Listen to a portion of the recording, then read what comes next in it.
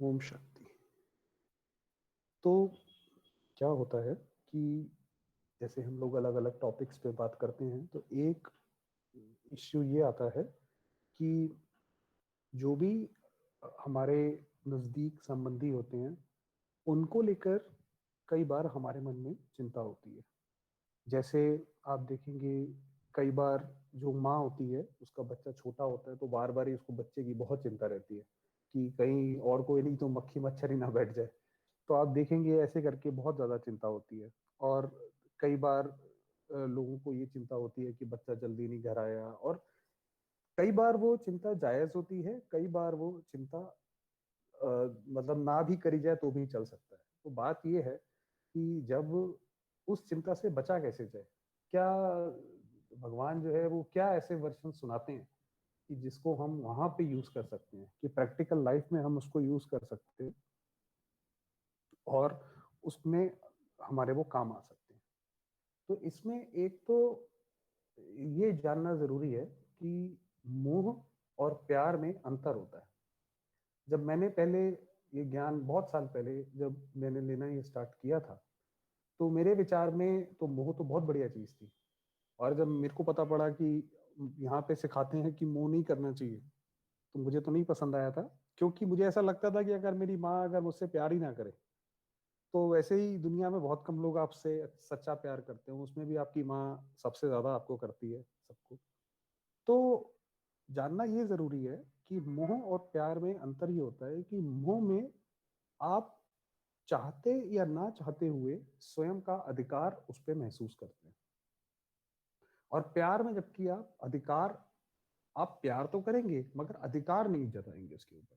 आप देखिए ये जितने ये अखबारों में या न्यूज में जो ये आते हैं वो सब मोह के आते हैं कि ये मैं मेरा बेटा मैं चाहता था कि वो इंजीनियर बने या कुछ भी है, या फिर वो इस घर में शादी ना करे या उसमें ना करे, क्योंकि मैं उस पर अपना अधिकार समझता हूँ कि ये चीज है। तो मुझे उसके सुख से ज्यादा ये जो अधिकार की, तो मोह आप देखेंगे ये जहां पे आएगा वहां पे हम अपनी खुद की रिस्पॉन्सिबिलिटी जो है वो महसूस करते हैं। और जो कि एक जो एक सत्य है कि ये सर्व आत्माएं, ये सर्व प्रकृति वास्तव में परमात्मा की देन है, उसकी गिफ्ट है, उसको हम कॉन्ट्राडिक्ट करते हैं।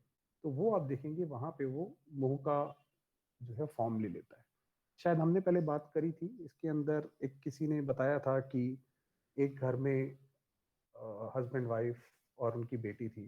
तो हस्बैंड का, उसके फादर का ये बहुत मन था कि वो पुलिस ऑफिसर, आईएएस ऑफिसर वगैरह बने, मगर किसी वजह से उनका शरीर छूट जाता है। तो क्योंकि आत्मा का जब मोह की रगें, जब किसी आत्मा में उसकी रग फंसी होती है तो वो आत्मा को दूसरा जन्म लेने में भी दिक्कत आती है। इसीलिए कहते हैं कि जब कोई शरीर छोड़ता है तो उसके लिए अगर हम रोते हैं तो वो आत्मा को टच होता है जाकर के। आप इसीलिए देखिए मंदिरों में, खासकर हिंदू धर्म में, तो जैसे वो एक शमशान घाट जाते हैं तो तीली तोड़ देते हैं और उसको पीछे फेंक देते हैं शमशान घाट में।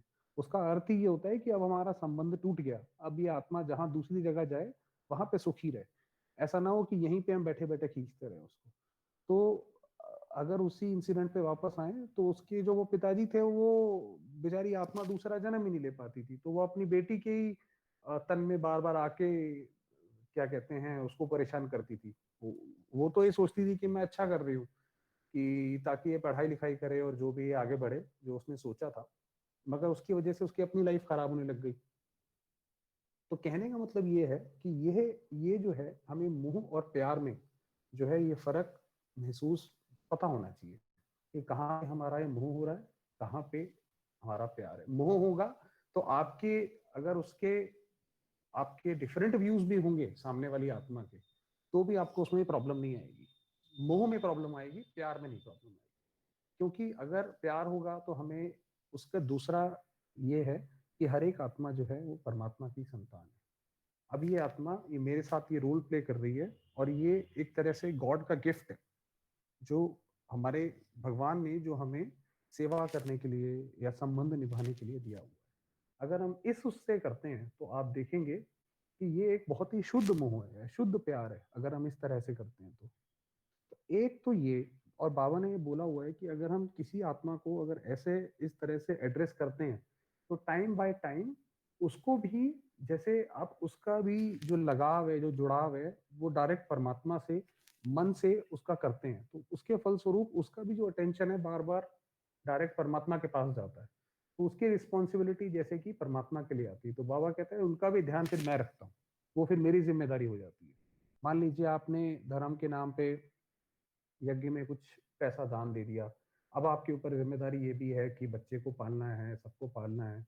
अगर हम ये मानते हैं कि इनका भी वास्तव में जो परमात्मा एक है और ये भी उसी के बच्चे हैं, और अगर मैं धन का दान, अगर, क्योंकि जब आप धन का दान कर रहे हैं तो किसी के फ्यूचर का थोड़ा सा स्टेक बढ़ा के वहां पे दान कर रहे हैं, तो जैसे कि उनकी जिम्मेदारी भी शिव बाबा के ऊपर है।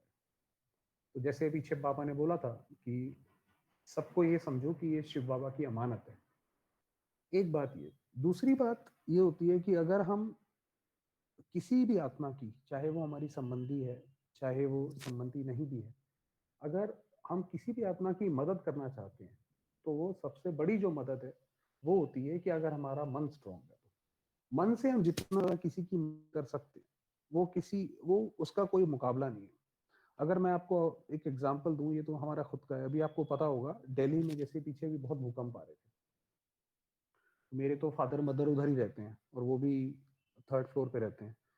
तो जो मेरी लौकिक माँ है, उनका फोन आता रहता था कि भाई हमें तो डर लग रहा है, ये वो ऐसा वैसा वगैरह वगैरह।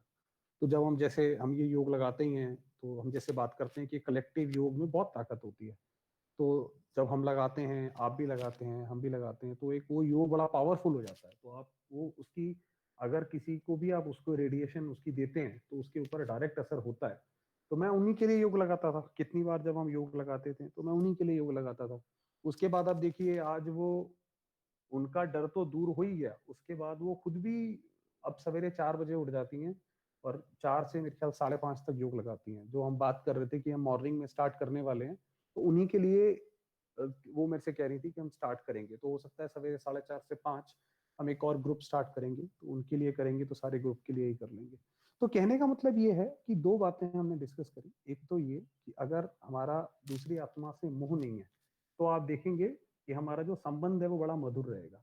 क्योंकि जो ये रिश्तों में जो टकराव आता है, वो आता है इसलिए कि हमें लगता है कि हमने ही सब सहन करना है क्या, दूसरे ने सहन नहीं करना, देखो इसने ऐसा करा, इसने वैसा करा, ये तो इतना तो करना ही चाहिए, आखिर हम हस्बैंड है, वाइफ है, जो भी है, फादर है, मदर है, इतना तो हमारा हक बनता है।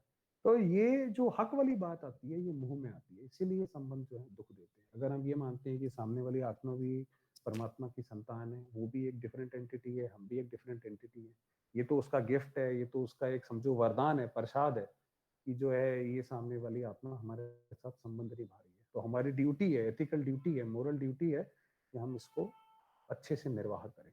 और दूसरी बात ये कि अगर हम किसी आत्मा की मदद करना चाहते हैं, खासकर ऐसे संबंधी, आप देखेंगे कि जब भी कोई संबंधी हमारा क्लोज कोई दुखी होता है, तो हमें भी, अगर हमारा बहुत, अगर उससे क्लोज नहीं होता है, तो हमारा भी वो दुख हमें भी आता है। उसके बजाय हम भी दुखी होते हैं, वो तो दुखी है ही है, तो एक तो जैसे उसका दुख और बढ़ जाता है। तो उसके बजाय अगर हमारा मन स्ट्रांग है, हम हमारा मन इतना साफ, स्वच्छ और शुभ भावना से संपन्न हो कि हम उसकी जाके मदद कर सके, उसको योग का दान दे सके, तो आप देखेंगे इसमें बहुत बड़ा सेटिस्फैक्शन मिलता है, बहुत बड़ा, इसका कोई मुकाबला नहीं है। अगर वो आत्मा सामने वाली ये कह दे कि आपने आज हमारे लिए योग किया और आज मेरा मन जो है शांत है, आप देखेंगे इससे बड़ी कोई चीज नहीं है। इसी के साथ चलिए थोड़ी सी योग की प्रैक्टिस करते हैं।